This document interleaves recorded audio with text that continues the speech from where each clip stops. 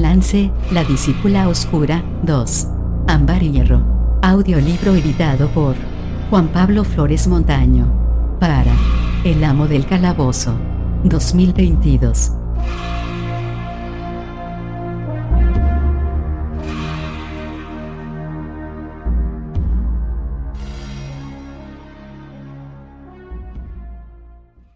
Sin autorrealización, ninguna virtud es genuina.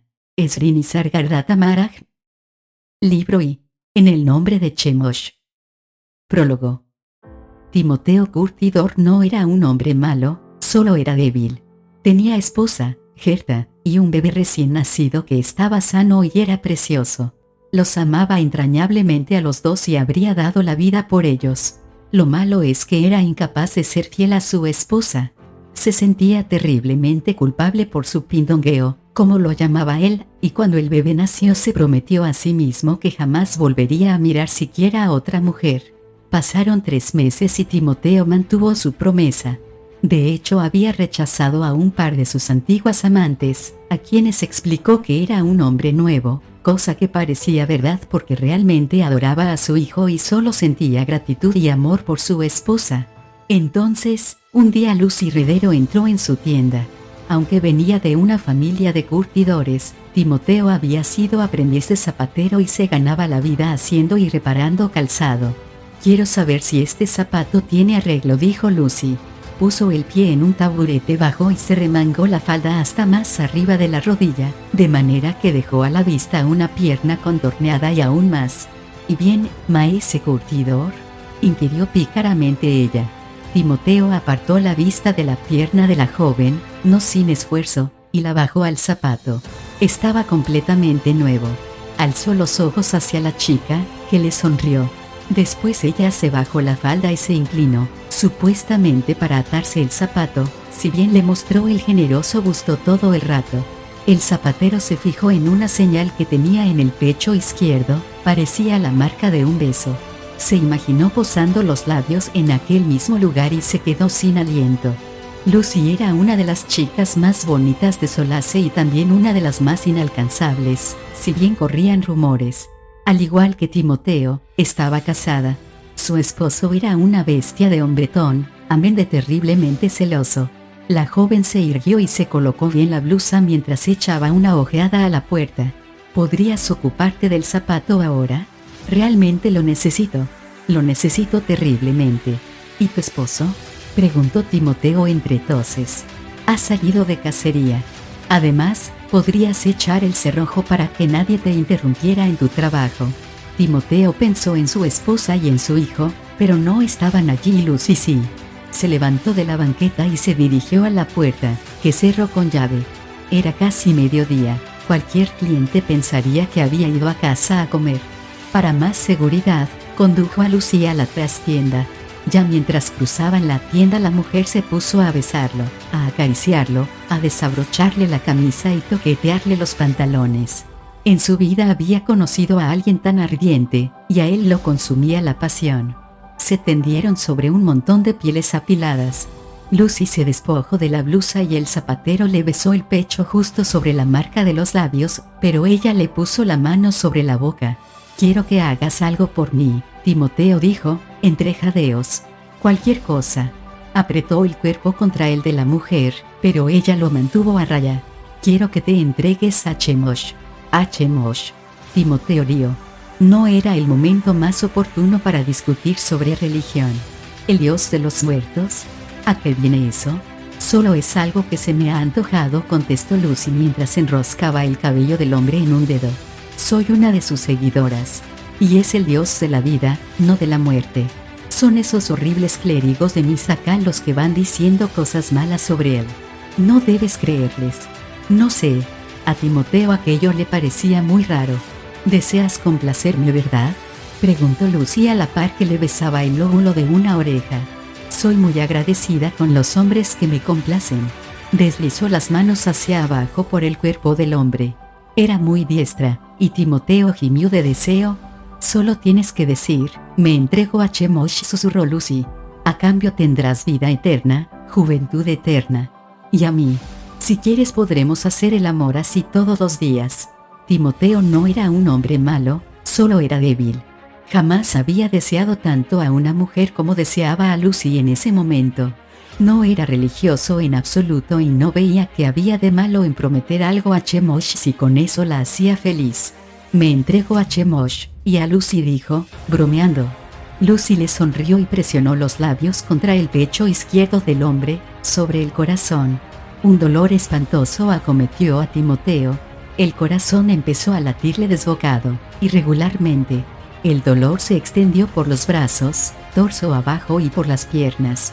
Intentó apartar a Lucy, frenético, pero la mujer tenía una fuerza terrible y lo mantuvo inmóvil sin dejar de apretar los labios contra su pecho.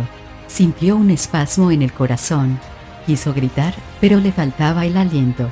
El cuerpo se le estremeció, lo sacudió una convulsión y se puso rígido a medida que el dolor, como si fuera la mano de un dios maligno, lo hacía y lo estrujaba, lo retorcía, lo desgarraba y lo arrastraba a la oscuridad. Timoteo salió de la oscuridad y entró en un mundo que parecía todo él penumbra. Vio objetos que le resultaban familiares pero que no conseguía reconocer. Sabía dónde estaba, pero eso no tenía importancia. Le daba igual. La mujer con la que había estado se había marchado. Intentó recordar su nombre, pero le fue imposible. Solo había un nombre en su mente, y fue el que pronunció. Mina. Sabía quién era a pesar de que no la conocía. Tenía unos preciosos ojos amarillos. Ven a mí, lo llamó Mina. Mi señor Chemosh te necesita. Iré, prometió Timoteo. Donde te encontraré. Sigue la calzada hacia el amanecer. ¿Quieres decir que abandone mi casa? No, no puedo. El dolor asaltó a Timoteo, un dolor espantoso que era como la agonía de la muerte. Sigue la calzada hacia el amanecer, repitió Mina. Lo haré. Jadeó, y el dolor cesó. Tráeme discípulos, le dijo. Da a otros el regalo que se te ha dado a ti. Jamás morirás, Timoteo, jamás envejecerás, jamás sentirás temor. Da a otros ese regalo. La imagen de su esposa acudió a su mente. Timoteo tuvo la vaga sensación de que no quería hacer eso, de que le causaría un gran daño a Gerta si le hacía eso. No. El dolor lo desgarró, lo retorció, lo estrujó. Lo haré, Mina. Gimió. Lo haré. Timoteo fue a casa con su familia. El bebé descansaba en la cuna echando la siesta de la tarde, pero Timoteo no le hizo el menor caso. No recordaba que fuera hijo suyo ni le importaba nada. Solo veía a su esposa y solo oía una voz, la de Mina, ordenándole, tráela. Querido. Lo saludó Gerta, complacida pero sorprendida. ¿Qué haces en casa a esta hora? Vine para estar contigo, amor mío, contestó Timoteo, que la estrechó entre sus brazos y la besó. Vamos a la cama, esposa. Tim.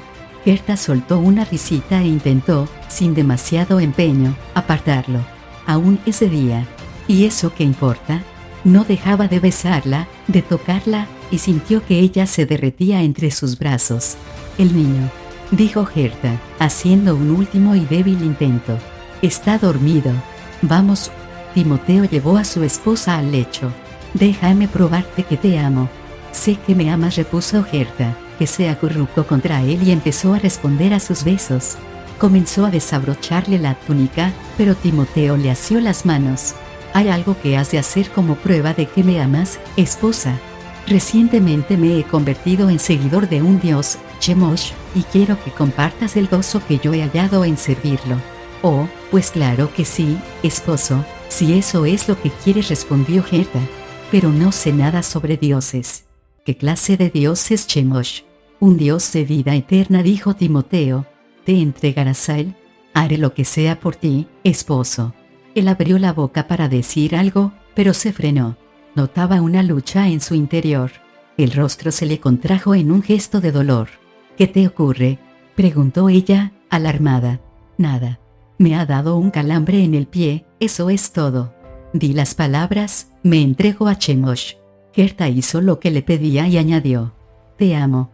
Entonces Timoteo musitó algo muy raro mientras se inclinaba sobre ella y apretaba los labios contra su pecho, sobre el corazón. Perdóname. Capítulo 1. Ausric Krell, caballero de la muerte, contempló atónito como una pieza blanca del Cas, el Kender, corría a través del tablero, se abalanzaba a toda velocidad contra el caballero oscuro de sus fichas y luchaba a brazo partido con él. Ambas piezas cayeron del tablero y empezaron a rodar por el suelo. Un momento. Eso va contra las reglas, fue el primer pensamiento indignado de Krell. El segundo pensamiento, estupefacto, fue, jamás había visto hacer eso a una pieza de Cas. El tercer pensamiento incluía una conclusión reveladora, esa no es una pieza de Cas normal y corriente. El cuarto pensamiento fue profundamente receloso, aquí está pasando algo muy raro. Después de eso, los pensamientos que tuvo fueron tremendamente embarullados, sin duda debido al hecho de que estaba enzarzado en un combate contra una mantis gigantesca para salvar su existencia como muerto viviente. Krell siempre había detestado a los bichos, y esa mantis en particular resultaba realmente aterradora con sus 3 metros de longitud, esos ojos bulbosos, el caparazón verde y 6 patas enormes del mismo color, 2 de las cuales hacían a Krell mientras las mandíbulas se cerraban como un cepo sobre su espíritu acobardado y el bicho empezaba a mascar ruidosamente su cerebro. Tras un instante aterrador, Krell comprendió que aquel no era un insecto normal. En alguna parte había un dios involucrado en aquello, un dios al que no le caía muy bien, lo cual no era nada fuera de lo normal.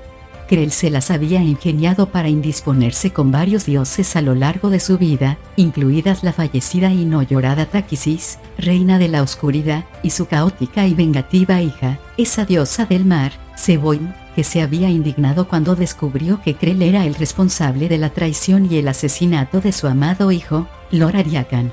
Seboim lo había capturado y lo había matado lentamente, sin apresurarse lo más mínimo. Cuando finalmente no quedó una sola chispa de vida en el cuerpo mutilado, le había echado una maldición por la que lo convirtió en un caballero de la muerte, y lo encerró en la incomunicada y execrable isla del Alcázar de las Tormentas, donde otrora había servido al hombre al que traicionó, para que permaneciera allí durante toda la eternidad con el recuerdo de su crimen siempre presente. El castigo de Seboim no había causado exactamente el impacto que había esperado obtener. Otro famoso caballero de la muerte, Lord Zod, había sido una figura trágica, consumida por el remordimiento que, a la larga, había hallado la salvación. A Krell, por otro lado, le gustaba su actual condición de muerto viviente. En la muerte había encontrado lo que siempre le había gustado en vida, la habilidad de intimidar y atormentar a los que eran más débiles. En vida, el aguafiestas de Ariakan le había impedido dar rienda suelta a esos placeres sádicos. Krell se había convertido en uno de los seres más poderosos de Krynn, y sacaba de ello un gozoso provecho. Su mera presencia, embutido en la negra armadura y el yelmo con cuernos de carnero tras el cual ardían los rojos ojos de un muerto viviente, infundía el terror en el corazón de aquellos tan necios o atrevidos que se aventuraban en el Alcázar de las Tormentas para buscar el tesoro que, según se suponía, habían dejado allí los caballeros. Krell gozaba inmensamente de la compañía de esos aventureros. Obligaba a sus víctimas a jugar al Cas con él y animaba a las partidas torturándolos hasta que al fin sucumbían. Seboim había sido un fastidio por tenerlo prisionero en el Alcázar de las Tormentas, hasta que Krell despertó el interés de Chemosh, señor de la muerte. Krell había llegado a un acuerdo con Chemosh y se había ganado la libertad del Alcázar de las Tormentas. Con la protección del dios de los muertos, Krell había podido incluso hacerle burla a Seboim. Chemosh tenía en su posesión el alma de Lord Ariakan, el amado hijo de la diosa del mar. El alma se hallaba atrapada en una pieza de Cas. Chemosh tenía esa alma como rehén para asegurarse el buen comportamiento de Seboim. Tenía planes respecto a cierta torre ubicada en el mar sangriento y no quería que la diosa del mar se entrometiera. Seboim, sulfurada, había enviado a uno de sus fieles, un miserable monje, al Alcázar de las Tormentas para que rescatara a su hijo. Krell había descubierto al monje merodeando y, feliz como siempre de tener visita, había invitado al monje a jugar al Cas con él. Para ser justos con Krell, el caballero muerto ignoraba que al monje lo enviaba la diosa, y la idea de que hubiese ido allí con el propósito de robar la pieza de Cas que retenía el alma de Ariakan jamás se le pasó por la cabeza. Para empezar, Su cerebro nunca había sido gran cosa y ahora parecía haberse reducido más al estar embutido en un pesado y aterrador yelmo de acero, un cerebro con el que un insecto gigante, enviado por un dios, se daba un banquete en ese momento. El dios era del condenado monje, un monje que no había jugado limpio. En primer lugar, había llevado consigo una pieza de cas ilícita. En segundo lugar, esa pieza de cas había realizado un movimiento ilegal, y en tercer lugar, el monje, en lugar de retorcerse y gemir de dolor después de que Krell le hubo roto varios dedos, lo había atacado físicamente con un bastón que resultó ser un dios. Krell luchó con la mantis dominado por un pánico ciego, con puñetazos, patadas y golpes hasta que, de repente, el insecto desapareció. El bastón del monje volvía a ser un bastón tirado en el suelo. Krell estaba a punto de pisotearlo para hacerlo astillas cuando se le ocurrió un quinto pensamiento. ¿Y si, al tocar el bastón, este volvía a convertirse en una mantis? Sin quitarle ojo, Krell sorteó el bastón con un amplio rodeo mientras evaluaba la situación. El monje había huido, cosa que era de esperar. Ya se ocuparía de él luego. Después de todo, no iba a ir a ningún sitio, ya que no podía abandonar aquella condenada roca. La inmensa fortaleza se erguía en lo alto de unos acantilados cortados a pico y azotados por las olas del turbulento mar.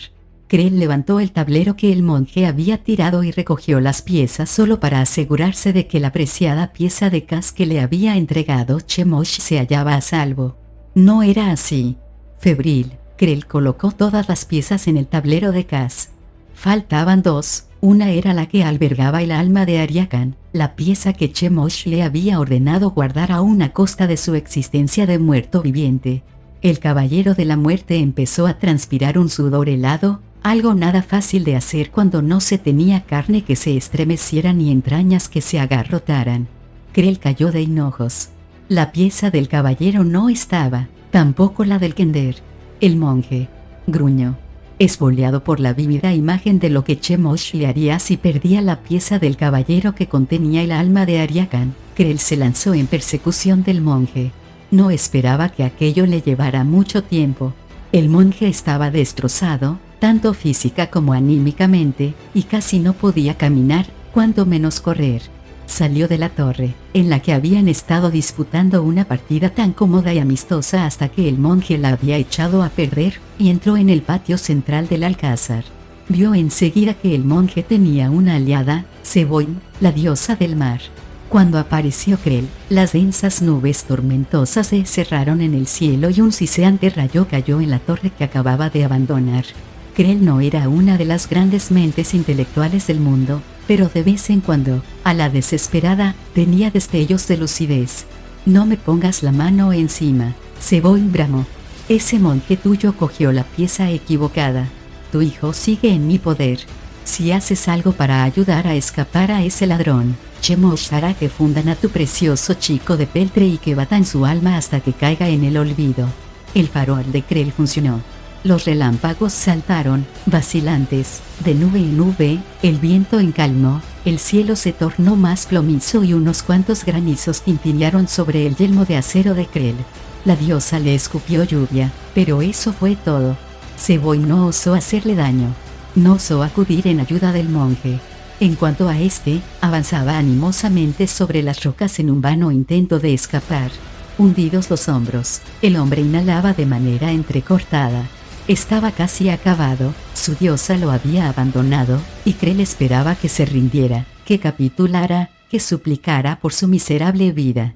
Eso era exactamente lo que el propio Krell había hecho en una situación semejante, si bien a él no le funcionó. Y tampoco le iba a funcionar a ese monje. Una vez más, el hombre no jugó limpio y, en lugar de darse por vencido, empleó la fuerza que le quedaba en avanzar directamente hacia el borde del acantilado con pasos inestables. Madre del abismo. Krell, conmocionado, adivinó su intención. El imbécil iba a saltar al vacío. Si saltaba se llevaría consigo la pieza de cas, sin posibilidad de que Krell pudiera recuperarla, ya que no tenía la menor intención de ponerse a nadar en las infestadas aguas de Seboin. Tenía que agarrar al monje e impedirle que saltara. Por desgracia, hacerlo no era una tarea fácil de conseguir. Su forma corpulenta, embutida en la armadura completa de un caballero de la muerte, se movió con pesada lentitud. No podía correr.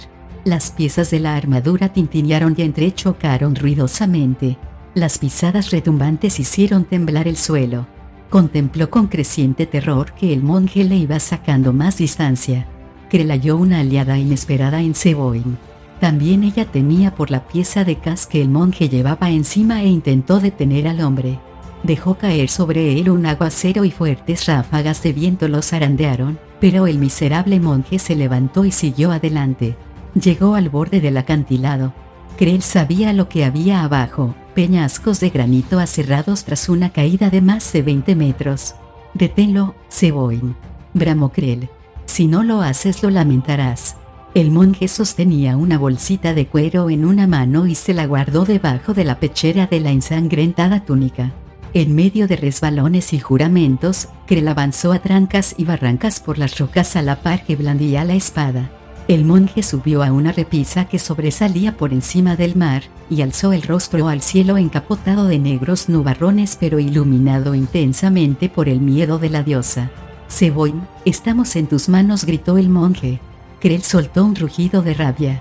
El monje saltó. Krell avanzó a bandazos entre las rocas, el impulso que llevaba lo condujo a un paso tan frenético que llegó al borde del acantilado antes de que se diera cuenta y estuvo a punto de precipitarse al mar. El caballero de la muerte se tambaleó adelante y atrás durante lo que fue un instante de pánico que le habría hecho dar un vuelco al corazón de haberlo tenido antes de conseguir recuperar el equilibrio. Retrocedió unos pasos inestables, a trompicones, y después se adelantó centímetro a centímetro y se asomó cautelosamente por el borde. Esperaba ver el cuerpo destrozado del monje tendido sobre las rocas y a Seboin lamiendo a lengüetazos su sangre. Nada. «Estoy jodido», masculló Krell, taciturno. El caballero de la muerte alzó la vista al cielo, donde los nubarrones se volvían más oscuros y más densos. El viento empezó a soplar, comenzaron a caerle encima lluvia y granizo, rayos y truenos, cellisca y nieve, grandes fragmentos de una torre cercana. Krell habría corrido a pedir protección a Chemosh, pero, por desgracia, Chemosh era el dios que le había entregado la pieza de cas que acababa de perder. Al Señor de la Muerte no se lo conocía por ser misericordioso o clemente.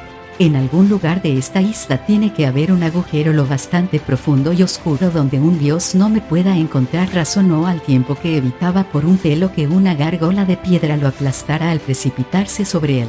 Dio media vuelta y desanduvo sus pasos bajo la furiosa tormenta. Capítulo 2. Riz Alarife era el monje que había tomado la desesperada decisión de saltar por el acantilado del Alcázar de las Tormentas. Había apostado la vida y la de su amigo beleño, el Kender, confiando en que Seboin no los dejaría morir. No podía, ya que Riz tenía en su posesión el alma de su hijo. Al menos eso era lo que Riz esperaba. Su mente tenía presente la alternativa de que, si la diosa lo había abandonado, podía morir lentamente y torturado a capricho por el cruel caballero de la muerte, o podía morir rápidamente en las rocas de allá abajo. Dejando que ocurriera lo que quisiera la suerte, Riz saltó al mar en una zona del Alcázar de las Tormentas donde no había rocas. Se zambulló en el agua y se hundió a tanta profundidad que la luz diurna se desvaneció muy por encima de él. Manoteó en la heladora oscuridad, sin saber dónde era arriba y dónde abajo. Tampoco es que importara, jamás podría alcanzar la superficie. Se estaba ahogando, tenía los pulmones a punto de reventar. Cuando abriera la boca se tragaría una muerte gorgoteante y asfixiante. La mano inmortal de una diosa iracunda penetró en las profundidades de su océano, aferró a Riz Alarife por el cogote, lo sacó de las aguas y lo arrojó a la orilla. «¿Cómo te atreves a poner en peligro a mi hijo?», gritó la diosa. Siguió dando rienda suelta a su ira, pero Riz no la oía. Cerrándose como las aguas del mar, la furia de Seboin se cernió sobre su cabeza y ya no supo nada. Riz yacía boca abajo en la cálida arena.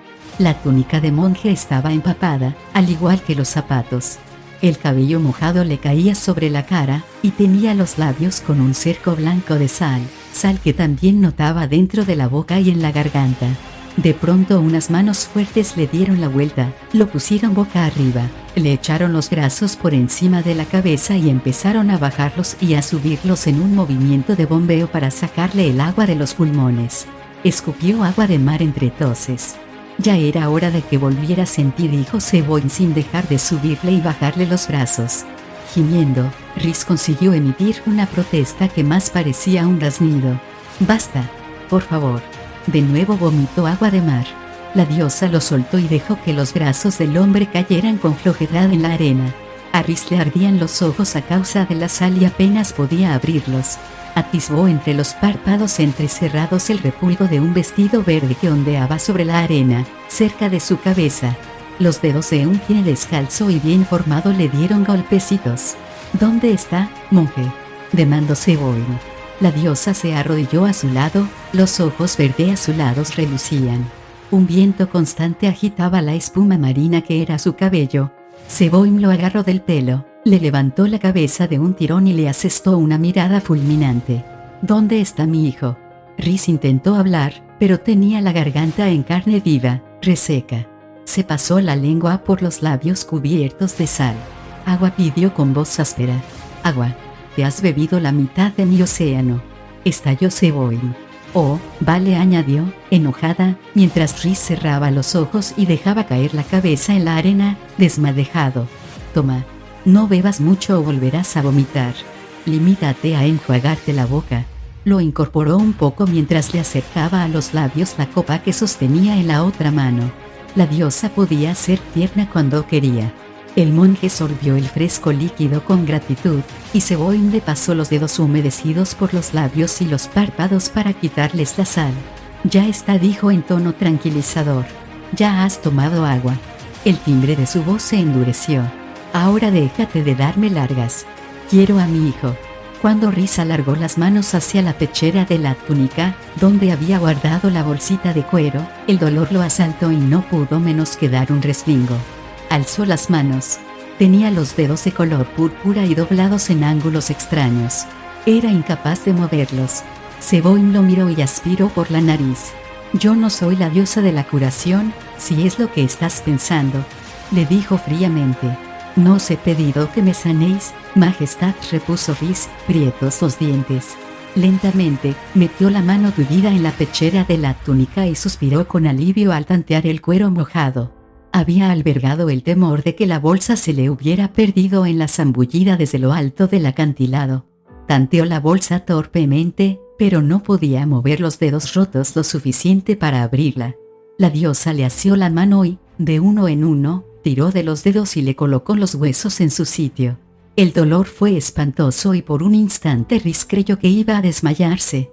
Sin embargo, una vez que Seboin hubo terminado, los huesos rotos estaban curados. Las magulladuras amoratadas desaparecieron y la inflamación empezó a disminuir.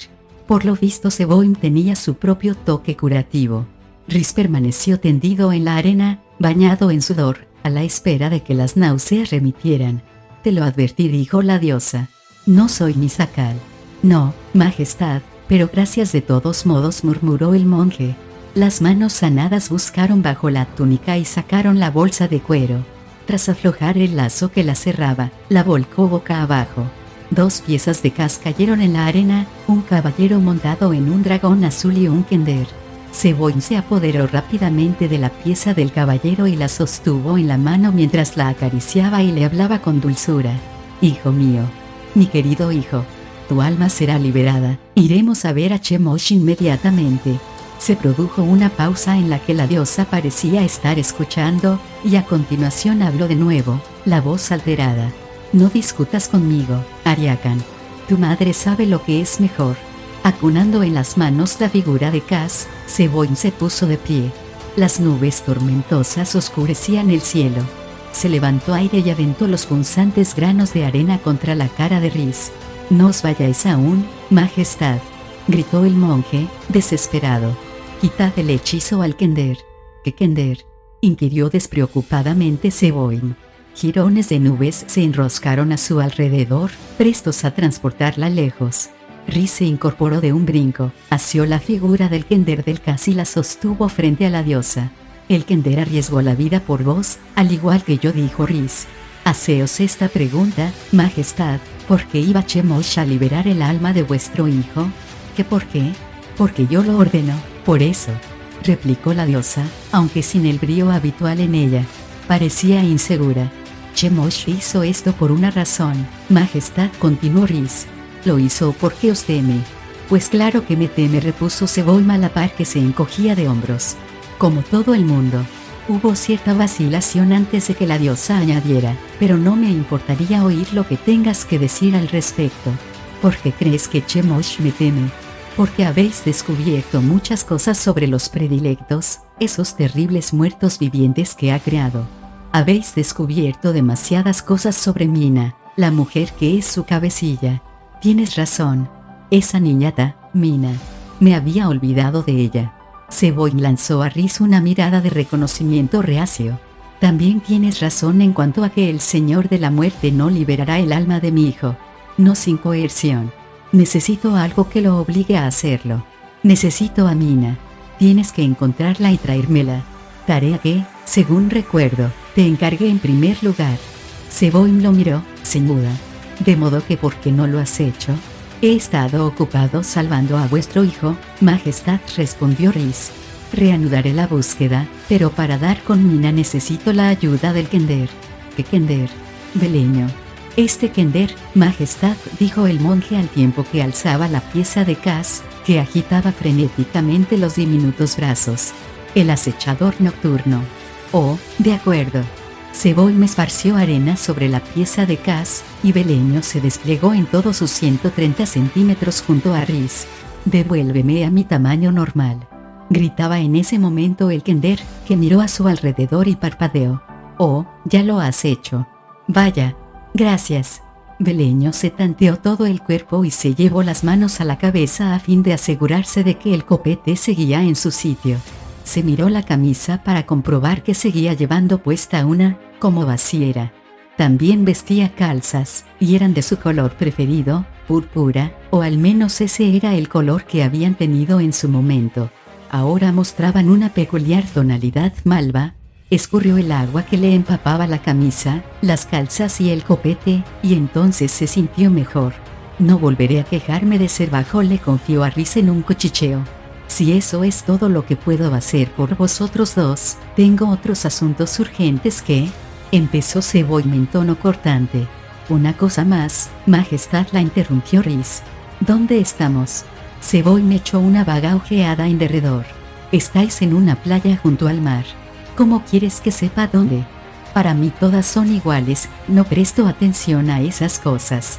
Hemos de volver a Solace, Majestad, a fin de buscar a Mina. Sé que tenéis prisa, pero si pudieseis trasladarnos allí. ¿Y no os gustaría que os llenara los bolsillos de esmeraldas?», inquirió la diosa con una mueca sarcástica. «¿Y qué tal daros un castillo con vistas a las costas del mar de Sirion?» «Sí», gritó Beleño con entusiasmo. «No, Majestad», dijo Rhys. «Trasladadnos simplemente a...». Dejó de hablar porque ya no había una diosa que lo oyera.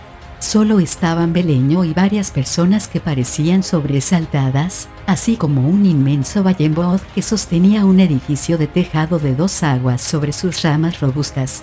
Un gozoso ladrido resonó en el aire.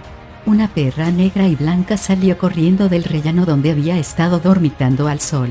El animal bajó la escalera precipitadamente, esquivando las piernas de la gente, a punto de tirar a varias personas patas arriba. Corriendo a través del prado, Ata se abalanzó sobre Rhys y saltó a sus brazos. El monje aferró el peludo cuerpo que se retorcía de contento y estrechó a la perra contra él con la cabeza hundida en el pelaje, húmedos los ojos de un líquido más dulce que el agua del mar. Los cristales de colores de las ventanas captaron los últimos rayos del sol vespertino.